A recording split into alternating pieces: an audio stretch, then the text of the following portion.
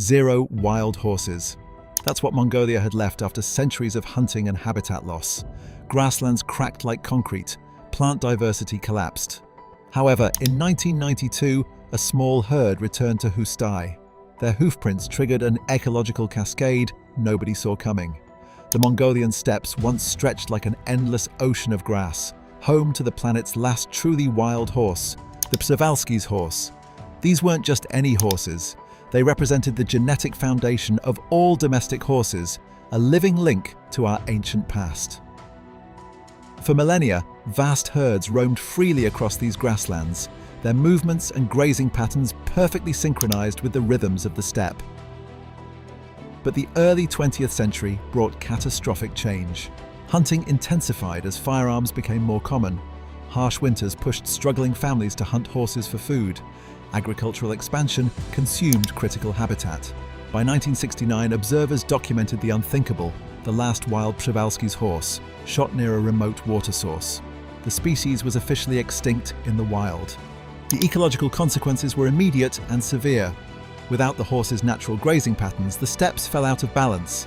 Domestic livestock, which graze very differently, began to overgraze certain areas while leaving others untouched. The once resilient soil became compacted, unable to absorb rainfall or support diverse plant life. What had been a botanical treasure trove, with surveys from the early 1900s documenting over 600 plant species, crashed to barely 80 species in many regions by the 1980s. The grasslands that once rippled like water in the wind now cracked like concrete during dry seasons and turned to mud during rains. For decades, conventional conservation efforts tried and failed to reverse the decline. Teams implemented ambitious reseeding programs using machinery to break up compacted soil and plant native grasses. Authorities established protected areas and restricted livestock numbers. None of it worked. The soil remained lifeless, the plant diversity stubbornly low. By 1990, the situation had reached crisis proportions. Nearly 50,000 square kilometers, an area larger than Denmark, had degraded beyond what experts considered recoverable.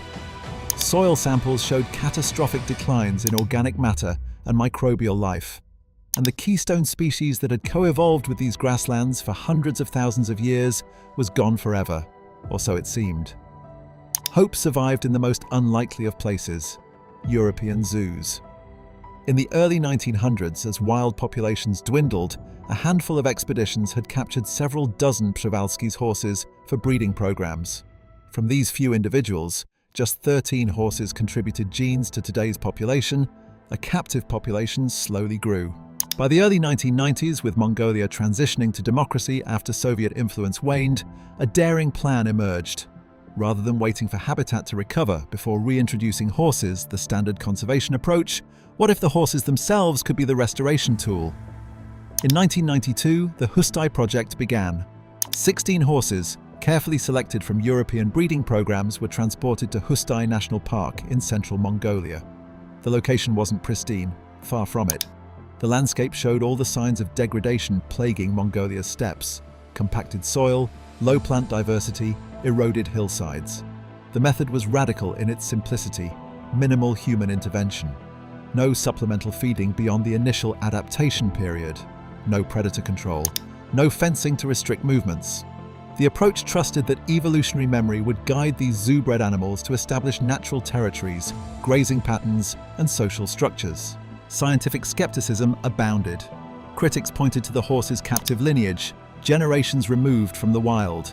They questioned whether animals born in European zoos could possibly survive Mongolia's brutal winters where temperatures plummet to -40 degrees. They doubted whether horses could defend themselves against wolves after generations without predator pressure. Even supporters admitted the odds seemed long. The initial release was considered more experiment than solution, a test case that might inform future conservation efforts, even if this particular attempt failed. What happened next transformed ecological understanding. The horses not only survived, they began reshaping the landscape in ways nobody predicted. First came the grazing revolution. Unlike domestic livestock that preferentially eat certain plants and avoid others, Przewalski's horses graze differently. Long-term observations revealed they constantly move while feeding, taking small amounts from many plants rather than devastating preferred species. This created what ecologists now call a grazing mosaic, a patchwork of vegetation at different heights and stages of growth. Underneath the surface, an even more profound transformation occurred. Horse hooves broke up compacted soil through a combination of weight and movement patterns. Each hoof strike created micro-depressions that captured seeds and rainfall. Their constant movement distributed seeds across vast distances, many passing through their digestive systems and emerging in dung piles, perfect germination sites rich in nutrients. These dung piles became ecological hotspots. Research teams documented how a single horse dung deposit could contain over 3,000 plant seeds from dozens of species. As these broke down, they created nutrient-rich zones that jump-started microbial activity in the soil. Insects colonized these sites, which in turn attracted birds and small mammals. By the early 2000s, plant surveys within horse territories showed astonishing results. Areas regularly grazed by wild horses supported 3 times more plant species than control areas without horse access.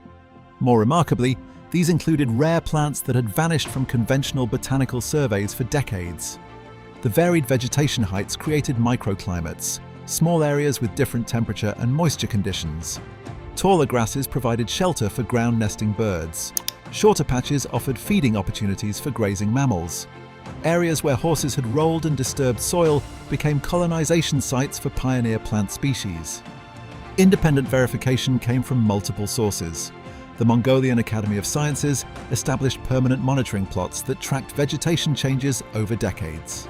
International researchers used satellite imagery to document landscape-scale transformations.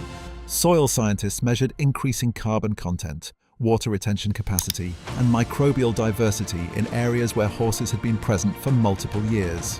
What emerged was a powerful scientific consensus.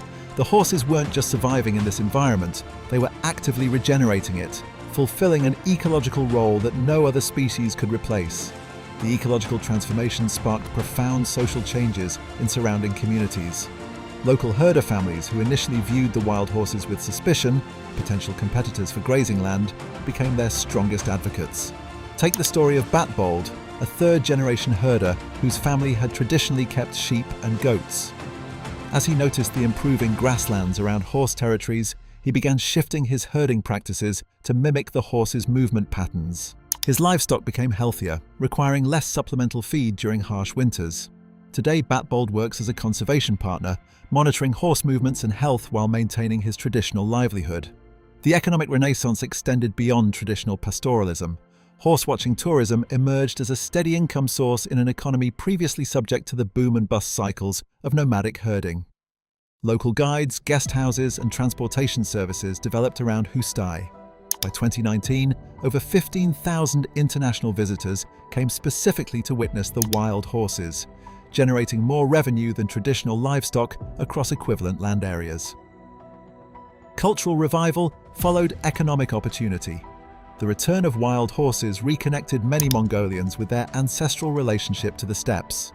In a nation where horses have always held sacred cultural significance, the Przewalski's horse became a symbol of national pride and ecological wisdom. Traditional horsemanship skills gained renewed importance as young Mongolians sought connections to their heritage. Young people who might have migrated to overcrowded urban centers found meaningful work in their home regions.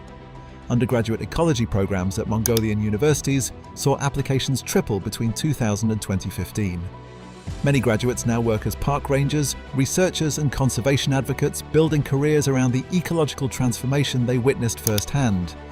Perhaps most significantly, the horse reintroduction created an unprecedented collaboration between scientific knowledge and traditional wisdom.